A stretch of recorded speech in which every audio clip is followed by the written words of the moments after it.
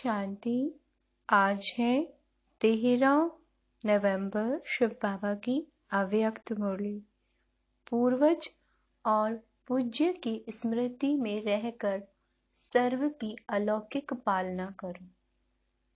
आज विश्व रचयिता बाप अपनी श्रेष्ठ रचना को देख रहे हैं। सर्व रचना में से श्रेष्ठ रचना आप ब्राह्मण आत्माएं हो, क्योंकि आप ही विश्व की पूर्वज आत्माएं हो। आप क्या हो? विश्व की पूर्वज आत्माएं हो। बाबा कहते हैं एक तरफ पूर्वज हो, साथ साथ पूज्य आत्माएं भी हो। इस कल्प वृक्ष की फाउंडेशन अर्थात जड़ आप ब्राह्मण आत्माएं हो। इस कल्प वृक्ष के मूल आधार तना भी आप हो। इसलिए आप सर्व आत्माओं के लिए पूर्वज हो। बाबा ने कहा इस वृक्ष का जो मूल आधार तना वो आप हो, इसलिए आप आत्माओं के लिए पूर्वज हो। सृष्टि चक्र के अंदर जो विशेष धर्म पिता कहलाए जाते हैं, उन धर्म पिताओं को भी आप पूर्वज आत्माओं द्वारा ही बाप का संदेश प्राप्त होता है। जितने भी धर्म पिता हैं, जिस आधार से ही समय प्रमाण वो धर्म पिताएं अपने धर्म की आत्माओं प्रति संदेश देने के निमित्त बनते हैं। जैसे ब्रह्मा बाप ग्रेट ग्रेट ग्रैंडफादर है, तो ब्रह्मा के साथ आप ब्राह्मण आत्माएं भी साथी हो। इसीलिए आप पूर्वज आत्माएं गाई हुई हो। पूर्वज आत्माओं का डायरेक्ट चाहे इनडायरेक्ट सर्व आत्माओं से कनेक्शन है। आप पूर्वज हैं और आपका डायरेक्ट इनडायरेक्ट सभी आत्माओं से कनेक्शन है। जैसे वृक्ष की सर्व टाल टालियों का संबंध जड़ से व तने से जरूर होता है, चाहे किसी भी धर्म की छोटी या बड़ी टाल टालियां हों, लेकिन स्वतः संबंध स्वतः ही होता है। तो पूर्वज हुए ना। आधा कल्प राज्य अधिकारी बनने के बाद फिर पूज्य आत्माएं, बाबा कहते हैं मीठे बच्चे बनते हो। पूज्य बनने में भी आप आत्माओं जैसी पूज्य और किसी भी धर्म के आत्माओं की नहीं होती। पूजा जैसी हमारी होती है, बाबा कहते हैं ऐसी और किसी की नहीं होती। जैसे आप पूज्य आत्माओं की विधि पूर्वक पूजा होती है, ऐसे कोई धर्म पिता की भी पूजा नहीं होती। बाप के कार्य में जो आप ब्राह्मण साथी बनते हो, उन्हों की भी देवता व देवी के रूप में विधि पूर्वक पूजा होती है। और कोई भी धर्म पिता के साथी धर्म की पालना करने वाली आत्माओं की विधि पूर्वक पूजा नहीं होती। गायन होता है, स्टैचू बनाते हैं, लेकिन आप जैसे पूज्य नहीं बनते। आपका गायन भी होता है तो पूजा भी होती है। गायन की विधि भी आप ब्राह्मण आत्माओं की सबसे न्यारी है। जैसे आप देवताओं का गायन बहुत सुंदर रूप से कीर्तन के रूप में होता है, आरती के रूप में होता है, ऐसे अन्य आत्माओं का गायन इस प्रकार से नहीं होता। ऐसे नहीं होता क्योंकि आप श्रेष्ठ रचना पूर्वज और पूज्य हो। क्या कहा बाबा ने? आप श्रेष्ठ रचना पूर्वज और पूज्य हो। आदि आत्माएं आप ब्राह्मण आत्माएं हो, क्योंकि आदि देव ब्रह्मा के सहयोगी श्रेष्ठ कार्य के निमित्त बने हो। अनादि रूप में भी परम आत्मा के अति समीप रहने वाले हो। आत्माओं का जो चित्र दिखाते हो, उसमें सबसे समीप सबसे समीप आत्माएं कौन सी दिखाते हो? उसमें आप हो। तो अनादि रूप में भी अति समीप हो, जिसकी डबल विदेशी कहते हैं नियरेस्ट और डियरेस्ट। ऐसे अपने को बाबा पूछते हैं, समझते हो? पूर्वज का क्या काम होता है? पूर्वज सभी की पालना करते हैं। बड़ों की पालना ही प्रसिद्ध होती है। तो आप सभी पूर्वज आत्माएं सर्व आत्माओं की पालना कर रहे हो या सिर्फ अपने आने वाले स्टूडेंट की पालना करते हो? बाबा पूछ रहे हैं। वह संबंध संपर्क वाली आत्माओं की पालना करते हो? बाबा कहते, मीठे बच्चे, सारे विश्व की आत्माओं के पूर्वज हो, वह सिर्फ ब्राह्मण आत्माओं के पूर्वज हो। जो जड़ व तना होता है वो सारे वृक्ष के लिए होता है, वह सिर्फ अपना तन के लिए होता है, सब टाल टालियों के लिए होता है। जड़ अथवा तना द्वारा सारे वृक्ष के पत्तों को पानी मिलता है, वह सिर्फ थोड़ी टाल टालियों को पानी मिलता है? सबको मिलता है ना, लास्ट वाले पत्तों को भी मिलता है। इतना बेहद का नशा है, वह बेहद से हद में भी आ जाते हो। कितनी सेवा करनी है, हर एक पत्ते को पानी देना है, अर्थात सर्व आत्माओं की पालना करने के निमित्त हो। किसी भी धर्म की आत्मा को मिलते हो व देखते भी हो तो हे पूर्वज आत्माएं, ऐसा अनुभव करती हो कि ये सब आत्माएं हमारे ग्रेट ग्रेट ग्रैंडफादर की वंशावली है। हम ब्राह्मण आत्माएं भी master great great grand father हैं, अर्थात पूर्वज हैं। यह सब हमारे हैं, वह सिर्फ ब्राह्मण आत्माएं हमारी हैं। बाबा पूछ रहे हैं, जब भाई भाई कहते हो तो आप पूर्वज आत्माएं बड़े भाई अर्थात बाप समान हो।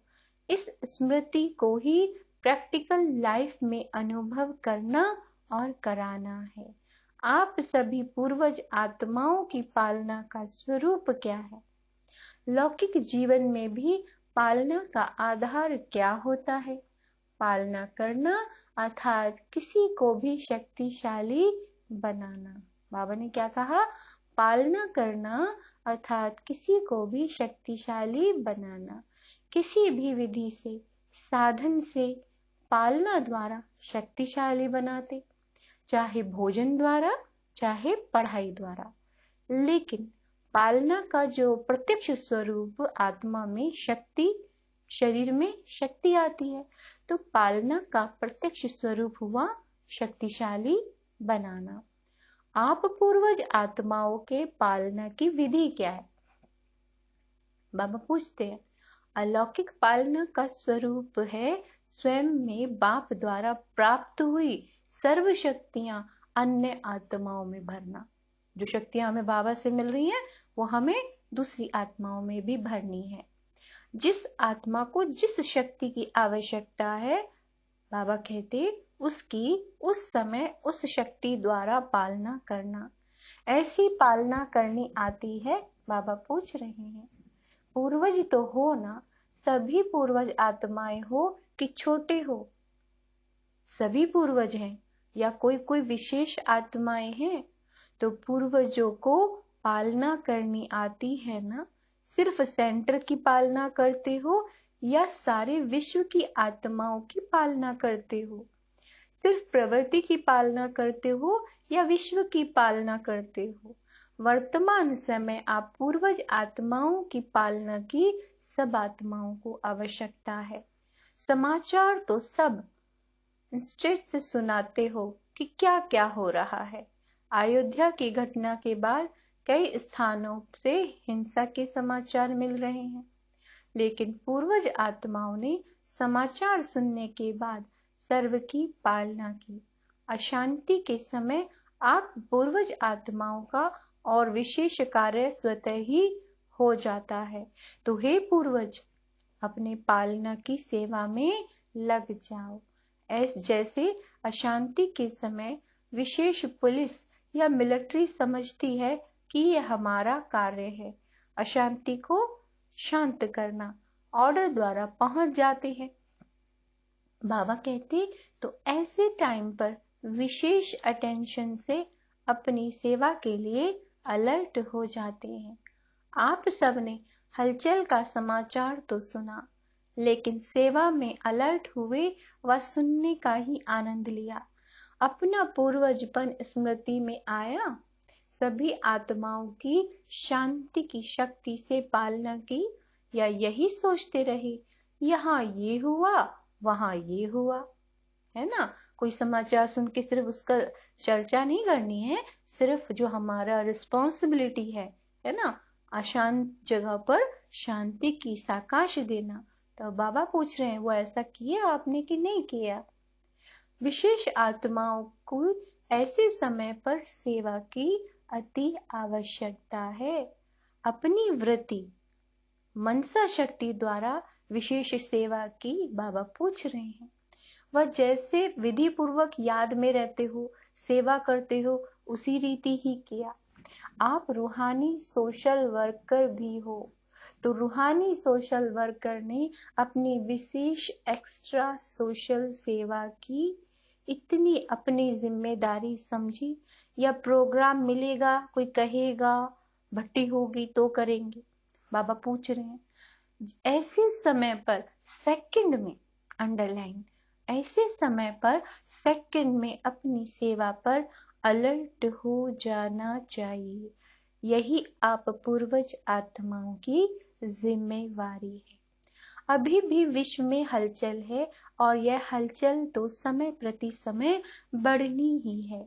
आप आत्माओं का फर्ज है ऐसे समय पर आत्माओं में विशेष शांति की, सहन शक्ति की हिम्मत भरना। लाइट हाउस बन सर्व को शांति की लाइट देना। समझा क्या करना है ना। बाबा ने होमवर्क भी दे दिया है। अभी अपनी जिम्मेवारी व फर्ज अदाई और तीव्र गति से पालन करो, जिससे आत्माओं को रूहानी शक्ति की राहत मिले। जलते हुए दुख की अग्नि में शीतल जल भरने का अनुभव करे। यह फर्ज अदाई कर सकते हो, दूर से भी कर सकते हो, या जब सामने आए तब करेंगे। कर तो रहे हो, लेकिन अभी और जैसे हलचल तेज होती जाती है, तो आपकी सेवा भी और तेज हो। समझा पूर्वजों की पालना क्या है। ऐसे नहीं कि पूर्वज हैं लेकिन पालना नहीं कर सकते, है ना, मनसा सेवा नहीं कर सकते हो, ऐसा नहीं करना है। पूर्वज का काम ही है पालना द्वारा सभी को शक्ति देना। श्रेष्ठ शक्तिशाली स्थिति द्वारा परिस्थिति को पार करने की शक्ति अनुभव कराओ। अच्छा, चारों ओर के सर्व आदि देव ब्रह्मा के मददगार आदि आत्माओं को, सर्व आत्माओं के फाउंडेशन पूर्वज आत्माओं को, सदा सर्व आत्माओं प्रति बेहद सेवा की बेहद वृत्ति रखने वाली आत्माओं को, सर्व रूहानी सोशल सेवाधारी आत्माओं को बाप दादा का याद प्यार और नमस्ते। हम रूहानी बच्चों की रूहानी बाप दादा को याद प्यार और नमस्ते नमस्ते नमस्ते। मीठे बाबा दादियों से मुलाकात। वर्तमान समय अशांत आत्माओं को शांति देना, यही सभी का विशेष कार्य है। रहम दिल बाप के बच्चे को सर्व आत्माओं प्रति रहम आता है ना। रहम दिल क्या करता है। रहम का अर्थ ही है किसी भी प्रकार की हिम्मत देना, निर्बल आत्मा को बल देना।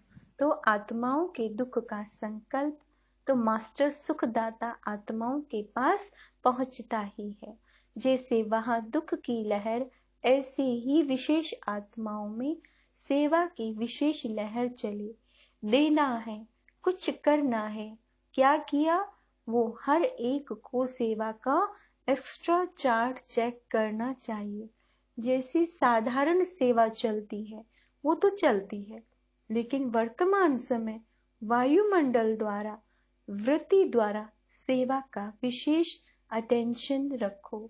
इसी से स्वयं की स्थिति भी स्वतः ही शक्तिशाली हो जाएगी। ऐसी लहर फैलाई विश्व के राजे बनते हैं तो सर्व आत्माओं के प्रति लहर होनी चाहिए ना। वंचित कोई आत्मा ना रह जाए, चाहे अन्य धर्म की आत्माएं हो, लेकिन है तो अपनी वंशावली। चाहे कोई भी धर्म की आत्माएं हैं, चाहे कोई भी धर्म की आत्माएं हैं, लेकिन जड़ तो एक ही है, वह लहर है, नहीं है। Attention please. अव्यक्त बाप दादा की पर्सनल मुलाकात। व्यर्थ के प्रभाव में आने वाले नहीं, अपना श्रेष्ठ प्रभाव डालने वाले बनो। सदा अपने को पुरुषार्थ में आगे बढ़ाने वाली आत्मा हूँ, ऐसे अनुभव करते हो। पुरुषार्थ में कभी ठहरती कला, कभी उतरती कला, ऐसे नहीं होना चाहिए। कभी बहुत अच्छा, कभी थोड़ा अच्छा, ऐसा नहीं। सदा बहुत अच्छा, क्योंकि समय कम है और संपूर्ण बनने की मंजिल श्रेष्ठ है, तो अपने को पुरुषार्थ की गति तीव्र करनी पड़े। पुरुषार्थ की तीव्र गति की निशानी है कि वो सदा डबल लाइट होगा। बाबा ने क्या कहा? पुरुषार्थ की तीव्र गति की निशानी, वो आत्मा कैसी होगी? वो हमेशा डबल लाइट, किसी भी प्रकार का बोझ नहीं अनुभव करेगा। चाहे प्रकृति द्वारा कोई परिस्थिति आए, चाहे व्यक्ति द्वारा कोई परिस्थिति आए, लेकिन हर परिस्थिति, हर स्व स्थिति के आगे, हर परिस्थिति जो स्वयं की स्थिति है के आगे कुछ भी अनुभव नहीं होगी। स्व स्थिति की शक्ति पर स्थिति से बहुत ऊंची है। क्यों? यह स्व है, वह पर है। अपनी शक्ति भूल जाते हो तब ही पर स्थिति जो है वो बड़ी लगती है। सदा डबल लाइट का अर्थ ही है कि लाइट अर्थात ऊंचा रहने वाले, ऊंचे रहने वाली। सदा हल्का सदा ऊंचा जाता है और बोझ वाला सदा नीचे आता है। आधा कल्प तो नीचे ही आते रहे हो ना, लेकिन अभी समय है ऊंचा जाने का, तो क्या करना है? सदा ऊपर। शरीर से में भी देखो तो आत्मा का निवास स्थान ऊपर है, ऊंचा है, पाँव में तो नहीं है ना। जैसे शरीर में आत्मा का स्थान ऊंचा है, ऐसी स्थिति भी सदा ऊंची रहे। ब्राह्मण की निशानी भी ऊंची चोटी दिखाते हैं ना। चोटी का अर्थ है ऊंचा, तो स्थूल निशानी इसलिए दिखाई कि स्थिति ऊंची है। शूद्र को नीचे दिखाते हैं, ब्राह्मण को ऊंचा दिखाते हैं, तो ब्राह्मणों का स्थान और स्थिति दोनों ऊंची। अगर स्थान की याद होगी तो स्थिति स्वतः ही ऊंची हो जाएगी। ब्राह्मणों की दृष्टि भी सदा ऊपर रहती है, क्योंकि आत्मा और आत्माओं को देखती है। आत्मा ऊपर है तो दृष्टि भी ऊपर ही जाएगी। कभी भी किसी से मिलते हो, बात करते हो, तो आत्मा देख के बात करते हो, आत्मा से बात करते हो, आपकी दृष्टि आत्मा की तरफ जाती है। आत्मा मस्तक में है ना, तो ऊंची स्थिति में स्थित रहना सहज है। जब ऐसी स्थिति हो जाती है तो नीचे की बातों से, नीचे के वायुमंडल से सदा ही दूर रहेंगे, उसके प्रभाव में नहीं आएंगे। अच्छा प्रभाव पड़ता है या खराब भी पड़ जाता है? अगर प्रवृत्ति में खराब वायुमंडल हो फिर क्या करते हो? प्रभावित होते हैं। खराब को अच्छा बनाने वाले हो या प्रभाव में आने वाले हो? अगर वायुमंडल खराब हो जाए तो क्या बाबा कहते हैं आप प्रभाव में आने वाले हो या उसे अच्छा बना देते हो? क्योंकि माया भी देखती है कि अच्छा उंगली तो पकड़ ली, उंगली के बाद हाथ पकड़ेगी, हाथ के बाद पांव पकड़ लेगी, इसलिए प्रभाव में नहीं आना, प्रभाव में आने वाले नहीं, श्रेष्ठ प्रभाव डालने वाले।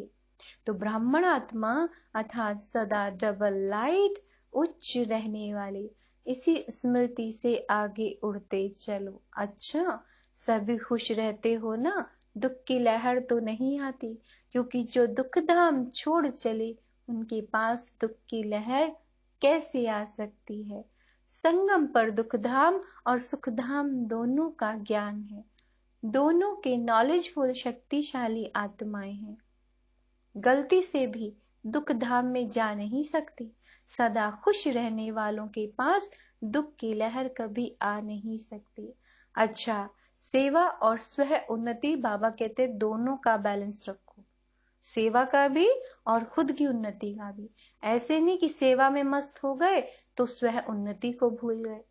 सेवा का शौक ज्यादा है, लेकिन बाबा कहते हैं दोनों का बैलेंस रखना है। समझा?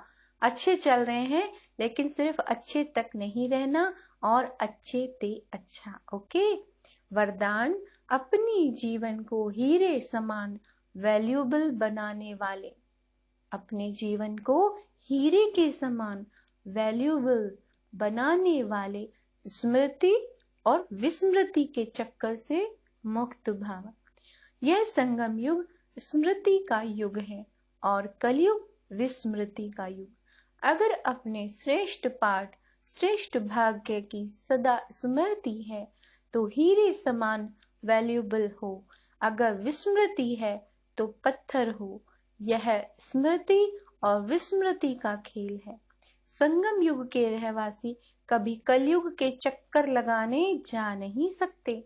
अगर थोड़ा भी बुद्धि गई कलयुग की बातों में, है ना, कलयुग की बातों में, तो बाबा कहते हैं थोड़ी भी बुद्धि गई तो चक्कर में फंस जाएंगे। क्यों? क्योंकि कलयुग में बहुत रौनक है, लेकिन वह रौनक धोखा देने वाली है। अंडरलाइन। तो कलयुग की बातों में कभी नहीं फंसना है। स्लोगन है, अपनी कर्म इंद्रियों को, अपनी कर्म इंद्रियों, जो स्थूल कर्म इंद्रियां हैं और सूक्ष्म कर्म इंद्रियां हैं, अपनी कर्म इंद्रियों को लॉ और ऑर्डर प्रमाण चलाने वाले ही सच्चे राजयोगी हैं। अच्छा, ओम शांति।